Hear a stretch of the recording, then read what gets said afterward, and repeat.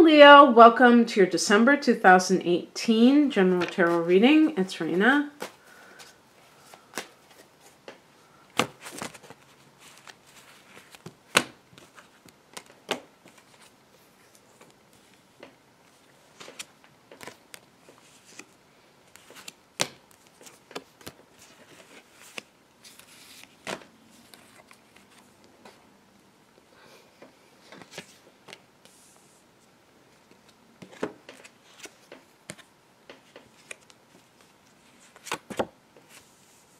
Okay.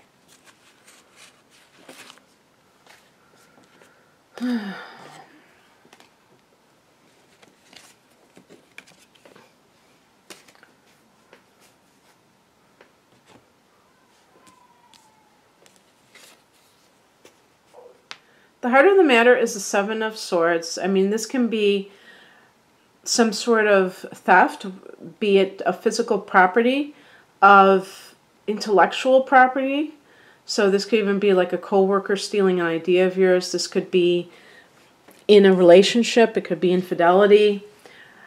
But it can also simply be getting out of a situation without the other party knowing that you are doing so. So kind of like slinking away, but using your wits to do this. So if you're with someone who is very possessive or otherwise they would make a scene if you left, they would get really upset, or maybe this is a workplace. That was one of the things I was thinking, is that this is a workplace situation and you don't want them to know that you're going to be doing something different. So you're kind of like leaving in a very unobtrusive sort of way. Let's look at the bottom card here. We have the Magician card, and that's why I thought this could be a workplace situation, because the Magician card is a card about self-empowerment. So it's like not wanting to burn any bridges and just kind of being really casual about how you leave and not making a big dramatic situation.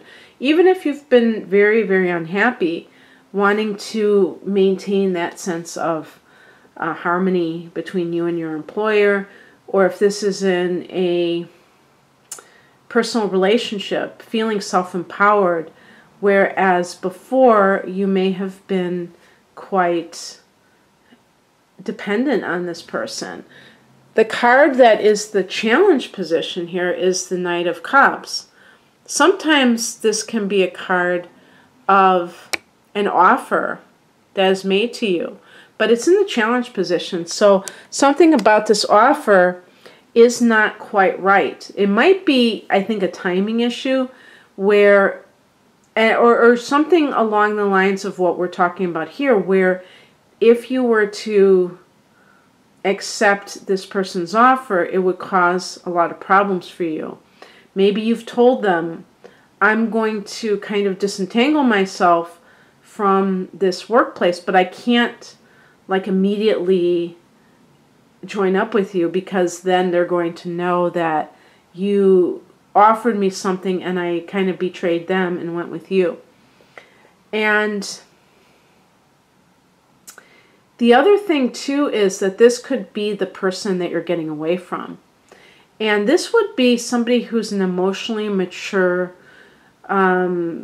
typically a male. Now this person could be under 40 in terms of chronological age, or any age where even if he's over 50, if he's very immature, because especially if he has a drinking problem. Because when I get a Cups card upside down, I usually think that the person might have addiction issues. This person may be very manipulative, but I think it's more his own issues dominating the relationship. So I think we would call that type of person a covert narcissist, where they always are framing themselves as a victim. This person might be a Pisces. The other water signs are Scorpio and Cancer. Out of the 3 water signs, I'm least likely to assume it's a Scorpio. However, since you're a Leo, you tend to gravitate towards Scorpios like a moth to a flame. And so perhaps there are some immature Scorpios. I just think Scorpio is one of those signs that doesn't want to appear like they're a hot mess. They have a certain dignity that they don't want to seem like they don't have their life together.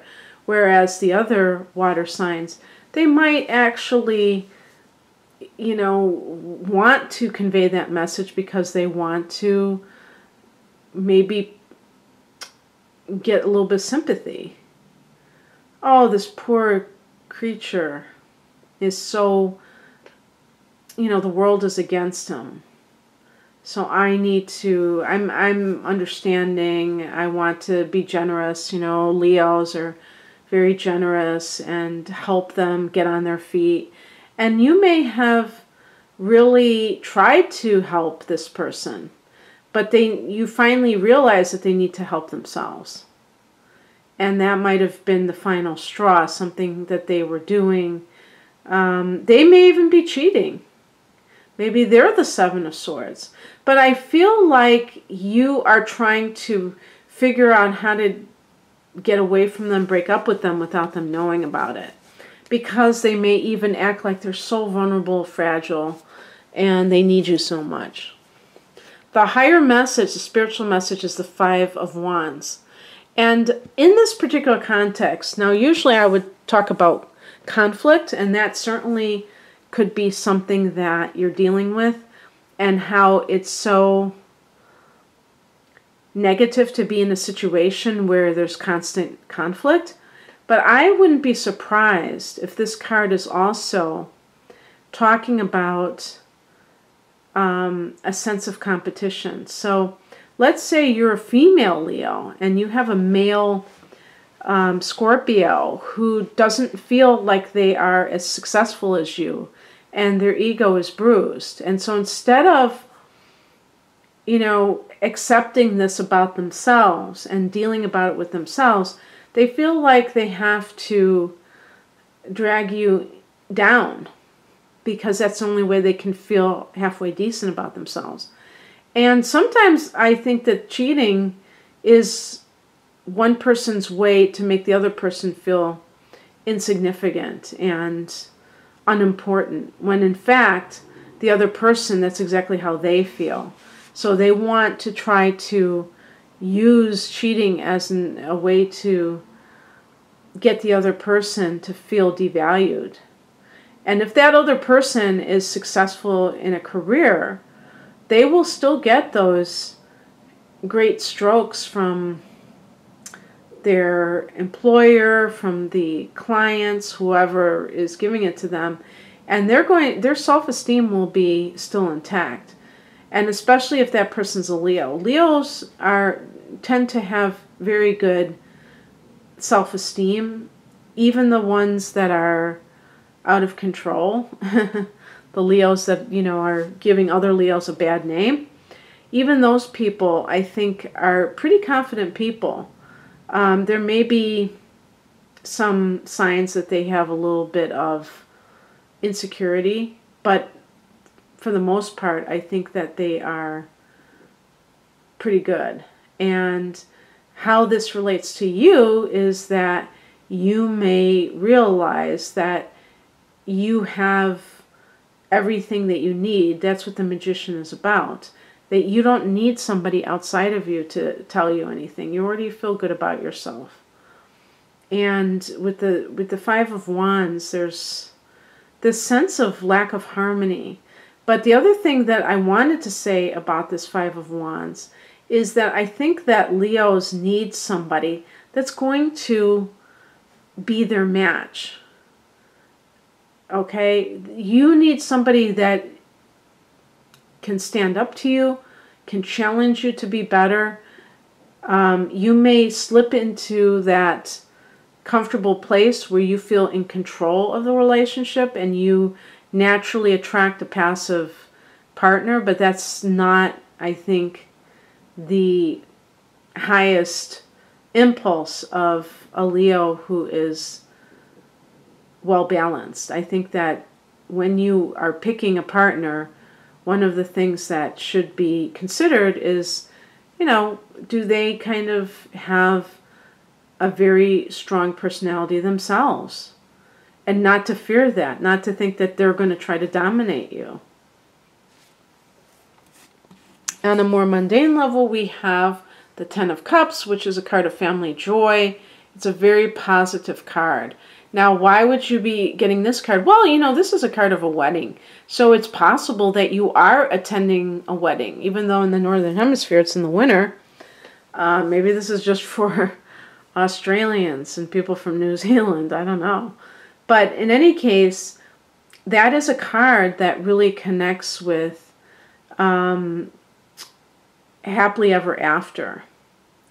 And maybe what is happening here is that even if you end up leaving a relationship, however that transpires, this is really allowing you to have a whole new life for yourself. And actually, this particular card, or some of these cards, may not even be for December. Maybe it's for January, February, because you do have a full moon in the form of a lunar eclipse in your sign. And this is the last of the eclipse cycle for the Leo Aquarius cycle. And this is at 0 degrees of Leo on the 21st of January. So that might be a time when you finally are letting go of an old life and some of the patterns therein. It's coming in. King of Cups. This would be a mature water sign or somebody with a strong water element, so they might be very caring. Again, Cancer, Scorpio, Pisces, but it might not be their sun sign. And this is a stark contrast to the Knight of Cups in the reversed position. That Knight of Cups person, as I said, might have some kind of an addiction, like a drinking problem, that exacerbates their emotional immaturity.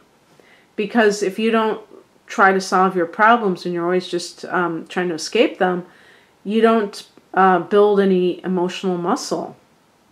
The King of Cups is a very caring individual. The King of Cups understands you, gets you, knows what makes you tick. And you feel a sense of being taken care of by this person. You know, I'm not saying literally, but emotionally. And that could even be like a marriage counselor or some kind of general counselor that you visit, even like a pastor or a priest or somebody that does counseling, because the outcome is a judgment card. So if you're with this person and it's a marriage, you may finally say, that's it, I'm going to get out of this. In general, the judgment card is about rebirth. So like I say, especially after that January lunar eclipse, you may feel this sense of you're beginning again, and you can breathe again, and it feels really liberating. And that is, you know, you do have these wonderful cards. You know, I really like the Magician card and the Ten of Cups. I think those are wonderful cards, but the Judgment card can be wonderful as well. And so what I want to do, Leo, is I'm going to pick an additional card from the Universe Has Your Back deck and see what that says.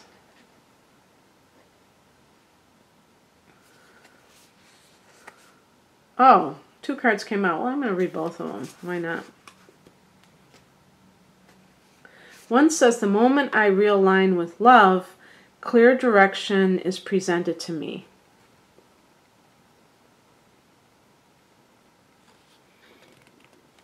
And you know, these cards are connected to the Course in Miracles. So love is always going to be that theme. And the other card says, true healing occurs when I give myself permission to feel whatever feelings live below the triggers. And, you know, I just want to start, you know, I want to say a couple things about both of these cards. But with the last one, you know, I noticed that sometimes, for instance, like a video on YouTube, and they'll say trigger warning. And I think a lot of times it's geared towards younger people who have, you know, with the safe spaces and all that. And really, a lot of that is trying to prevent people from unpleasant recollections, deeply buried emotions. And it says true healing occurs when I give myself permission to feel whatever feelings live below the triggers. Something being triggered is not the problem. The problem is that the very fact that something is triggering you means that you haven't healed from it. So not acknowledging that and trying to avoid triggers is not the answer, because that is just simple resistance of something that needs to be healed. And that is one of the reasons why I think that kind of mentality works against people who maybe need to look at certain things that are really making them react emotionally.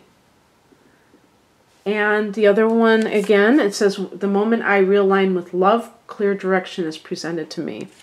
And, you know, that card really does connect with this idea of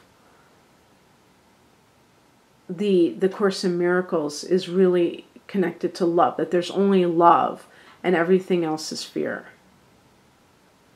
And so when you encounter anybody who is acting unloving, it's not that there is no love for you. It's just that they are in a state of fear. And, you know, that has some value, I believe.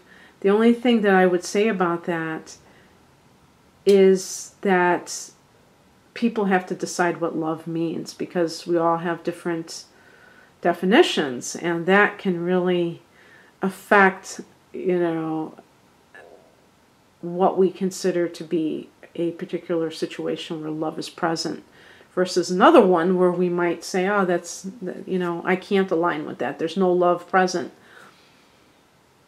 To me, the ultimate understanding of love is the idea that everyone wants to be happy, and everyone is a pure soul at the core of their being. But some people are extremely covered up with all kinds of things. And when we don't lose sight of other people's humanity, to me, that's love. All that other stuff that is, you know, masquerading as love, to me sometimes is just meant to get our own needs met. But when you really see other people in their highest expression, to me, you're seeing through the eyes of love. Okay, that's what I have for you, Leo, and I hope you enjoyed this. If you'd like a private reading, please click on the link below. Take care. Bye.